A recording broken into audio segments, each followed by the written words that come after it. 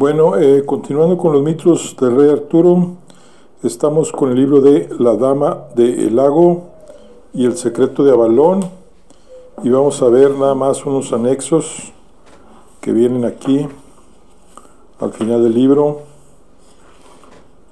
que viene lo que es el mapa ahí de Britania, viene lo que es el árbol genealógico, donde aquí está nuestros protagonistas.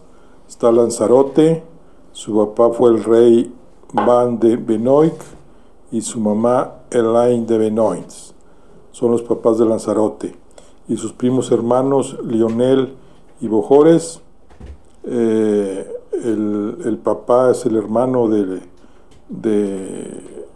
papá de Lanzarote, que es Bojores de Gaunes, y su mamá es Evain de Gaunes. Bueno, entonces aquí están los escudos, lo que es el Ban de Benoit, que es el papá de Lanzarote, es un escudo bandado en rojo sobre fondo plateado del caballero Ban de Benoit, se repite con variaciones en los de su linaje. El Bojores de Gaunés, este Bojores de Gaunés es el hermano de el papá de Arturo, perdón, de Lanzarote, que es un bandado en rojo sobre fondo plateado, como todos los de su estirpe. El escudo de Bojores muestra además un sembrado de estrellas. Claudás de Gaula, que es el rey de el contrario, un fondo azul sembrado de flores de lis doradas muestras el origen del caballero Claudás. Y luego aquí está Farien de Treves, que es como que es el maestro de Lanzarote y Lionel y Bojores. Las torres almenadas del castillo defendido por sus antepasados dominan el escudo del valeroso caballero Fairén. Bueno, vamos a ver ahora lo que es el compendio, lo que es Ban de Benoit. O sea, el rey Ban de Benoit se volvió para descubrir a tres jinetes que cabalgaban hacia él. Apretó los labios. Había llegado la hora de entregar su vida por su esposa y por su hijo, puesto que los dos seguían vivos. Tenía que acabar con sus perseguidores, que Dios se encargase de lo demás. Monarca del reino de Benoit en Bretaña la Menor, perteneciente a uno de los linajes más poderosos de tierras bretonas, Ban fue finalmente vencido y desposeído de sus dominios por Claudás, el rey de Gaula, con quien mantenía un antiguo enfrentamiento debido a la pretensión de éste de anexionarse los territorios vecinos de Benoit y Gaunés. Fue la noche en que su morada, el castillo de Treves, cayó pasto de las llamas por un ataque traicionero. Cuando Ban se percató de que todo había acabado, se vio obligado a huir con su familia, su esposa Elaine y su hijo Galahad. En su huida desesperada llegó hasta el misterioso bosque de Broceliande, en los lindes de sus dominios. Su propósito era viajar al reino de Logres, cruzando el mar, para solicitar ayuda a su aliado y buen amigo, el rey Arturo. Sin embargo, sus planes se vieron truncados cuando los alcanzaron sus perseguidores, y entonces Ban entregó su vida para proteger a los suyos. Se cree que el nombre de Ban de Benoit podría tener su origen en Bran el Bendecido, uno de los héroes más destacados de las leyendas galesas, que era conocido en francés antiguo como Ban le Benoit, una traducción exacta del galés Bendigeit Bran o Bran di Blessed. Sin embargo, parece que el autor de la Vulgata, una de las fuentes más importantes que recoge la materia artúrica, cometió un error al identificar el término Benoit, bendecido, bendito, como el nombre de un reino inexistente. Benoit, del cual dedujo que Ban era su gobernante. En versiones posteriores se ha tratado de relacionar este reino con Bayona, con un territorio entre los ríos Loira y Arice, o incluso con tierras al norte de Gales. Broceliande. La niebla envolvió la orilla como si pretendiese levantar una barrera entre el reino de los vivos y el de los muertos, una visión fantasmagórica que traía enseguida a la memoria las historias de criaturas mágicas que siempre habían contado las gentes campesinas sobre Broceliande. Bosque misterioso en tierras de Bretaña la Menor, sobre el que corren antiguas leyendas que lo relacionaban con criaturas mágicas de tiempos pasados, caracterizado por su negrura y espesura.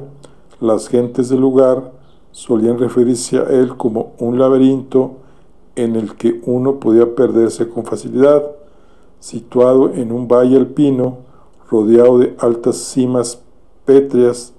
En su corazón albergaba un hermoso lago de aguas calmas y oscuras que, sin embargo, los lugareños trataban de evitar, pues percibían algo extraño en él, y no les faltaba razón, ya que el lago en realidad no era más que una ilusión tras lo que se ocultaba una misteriosa criatura.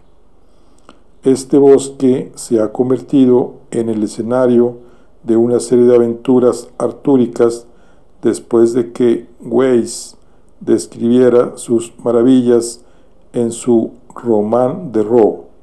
Así, no solo fue el lugar donde se produjeron trascendentales hechos y movimientos de tropas durante las primeras rebeliones contra Arturo y las guerras sajonas, sino también sucesos mágicos.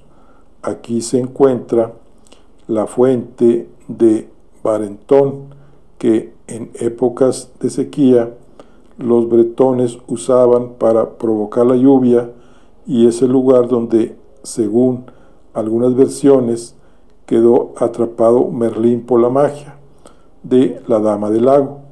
Su localización, sin embargo, es confusa, pues las fuentes lo sitúan tanto en la Bretaña peninsular como en la isla de Gran Bretaña.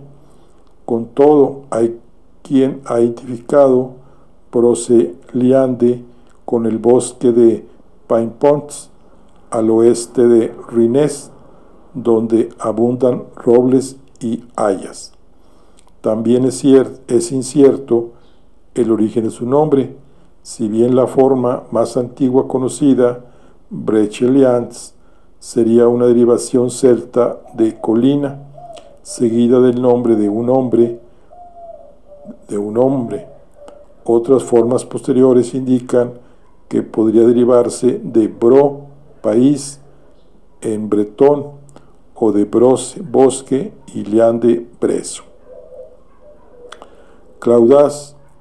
Era el rey Claudas un hombre todavía alto y vigoroso, en su edad madura, de cabellos aún abundantes y una barba corta, limpia, cuidada al modo de las tierras de Gaula, con reflejo de plata. En su mirada de autoridad no faltaba comprensión, ternura incluso, aunque se distinguía por su perseverancia y su disposición a hacer todo lo que fuera necesario para culminar la tarea que se había dado a sí mismo.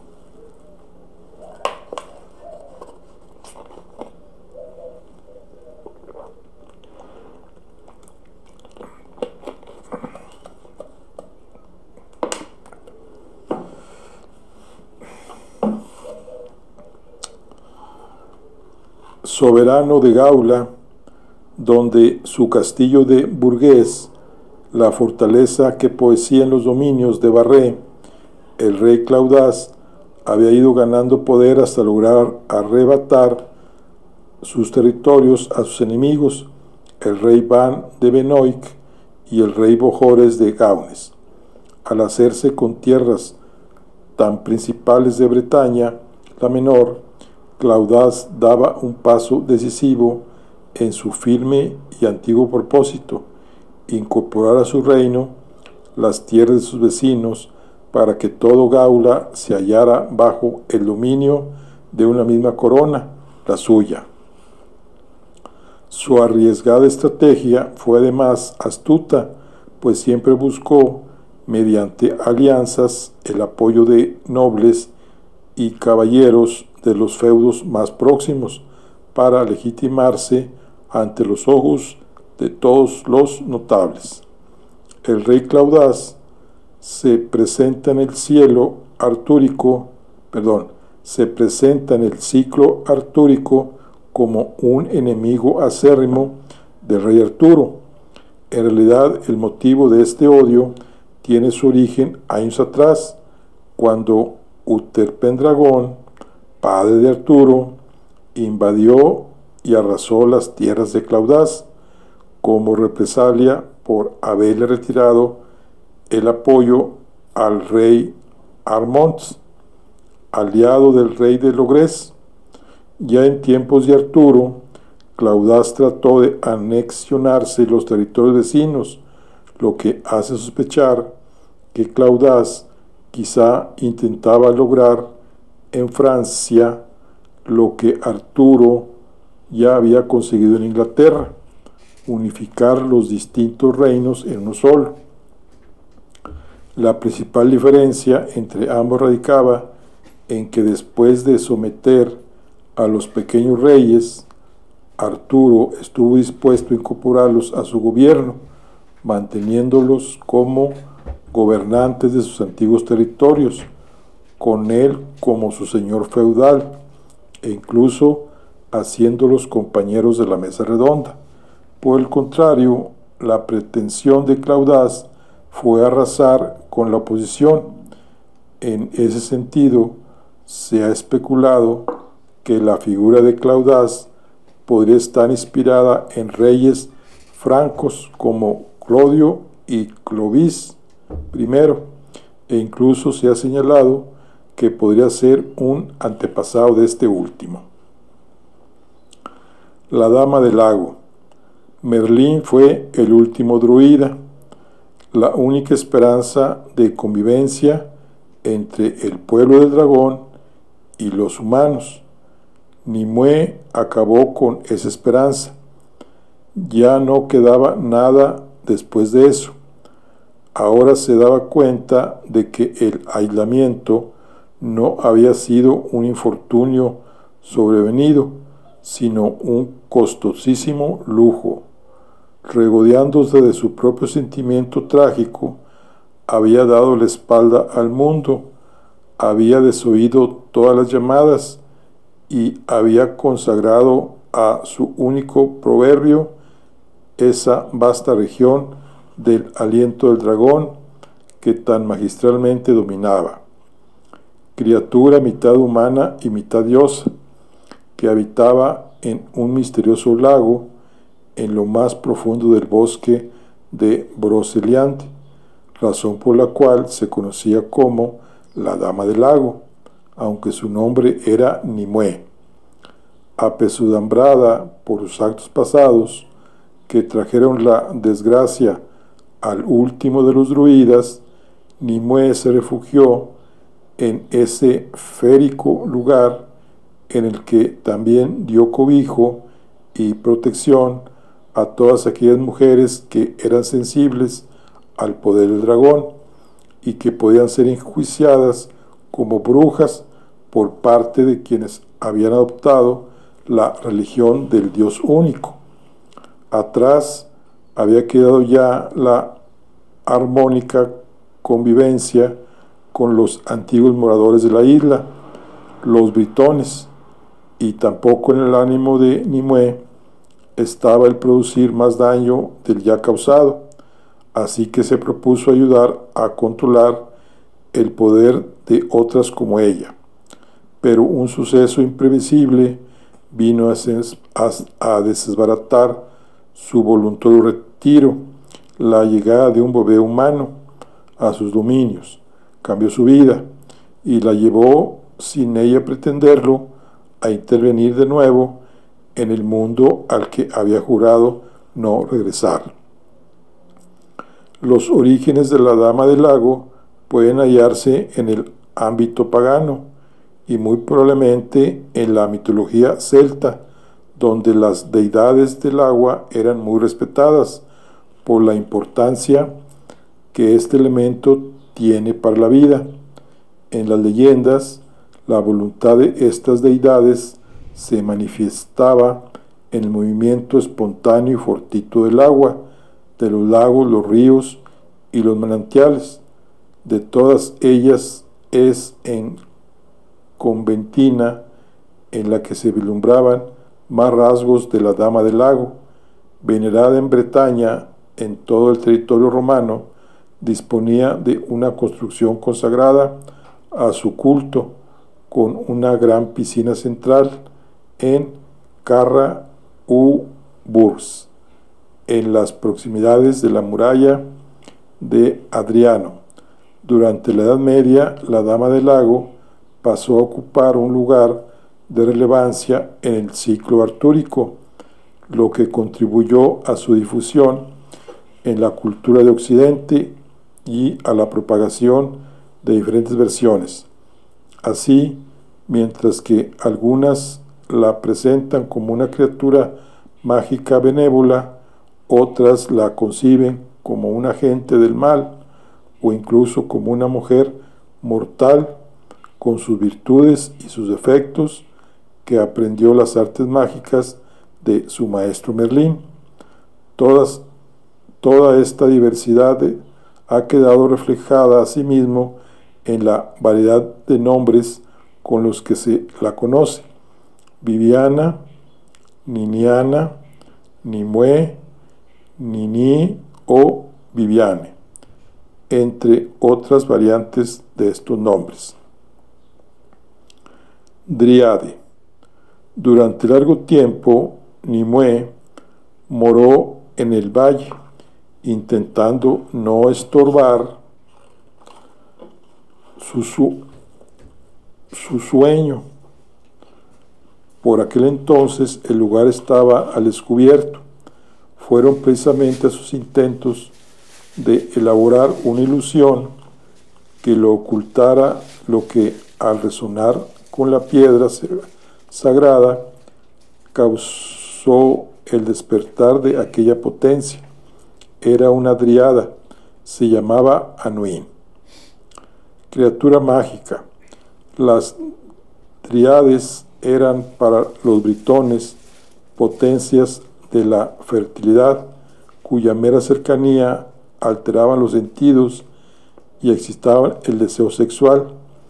Una de esas dríades, acaso la más poderosa, era Anawin, que habitaba un valle cerca de Broceliande, en Bretaña la Menor. Estaba llena de dolor y resentimiento por el trato inmerecido que los humanos habían infligido a los suyos. Su ira era temible y se enojaba fácilmente.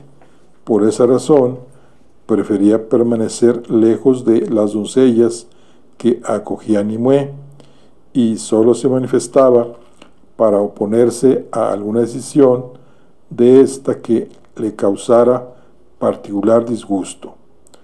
En la mitología celta, las dríades eran espíritus protectores de los árboles, especialmente vinculados con los sauces. Como en esta cultura el sauce se asociaba también con la luna, se decía que se podían escuchar a las dríadas cantando armoniosamente en las noches de luna llena debido a su devoción por la diosa lunar Tana. Los celtas creían que las dríadas también podían observarse durante el día, aunque a menudo solo se movían fugazmente a través de la vegetación. A diferencia de las dríadas griegas, las celtas son siempre femeninas y no son particularmente sociables con los humanos, si bien se creía que estaban en comunión con los druidas. Bueno, aquí concluimos los anexos ya de lo que es la Dama del Lago y el secreto de Avalón. Nos vemos en la siguiente. Hasta luego.